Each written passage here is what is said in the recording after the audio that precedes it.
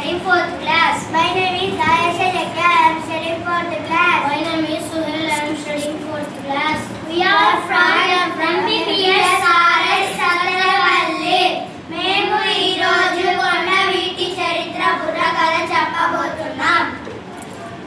జయతు జయతు భరతమాత, జయతు జయతు ఆంధ్రమాత.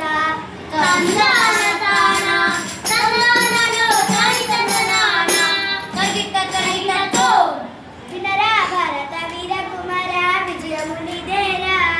తెలుగు నేల ప్రతాప గాథలు తెలియక చెప్పెదరా. అవునా? శభాష్, అదిగో అట్లా చెప్పన్నా.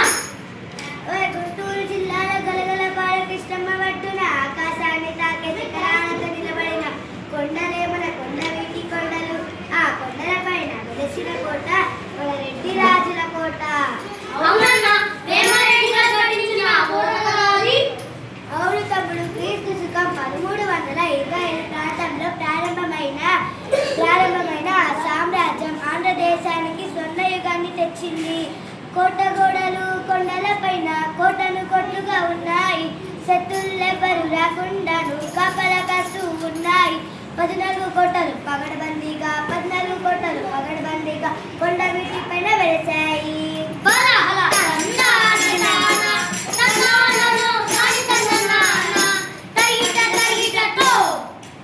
ఆ కొండ పైన ఒక నీటి చుక్క దొరకడమే కష్టమనుకునే రోజుల్లో గజశాలలు, గుర్రపు శాలలు మరియు వర్షపు నీటిని నిల్వ చేసే అద్భుతమైన చెరువులు నిర్మించారు మన రాజులు.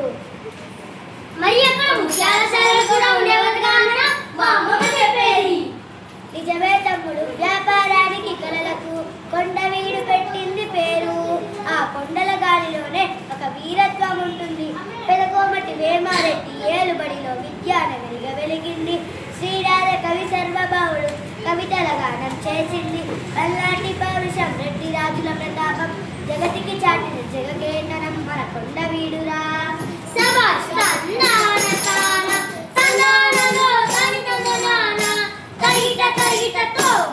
అటు ప్రతాపరుతుడి వీరత్వం, ఇటు కృష్ణదేవరాయల విజయం.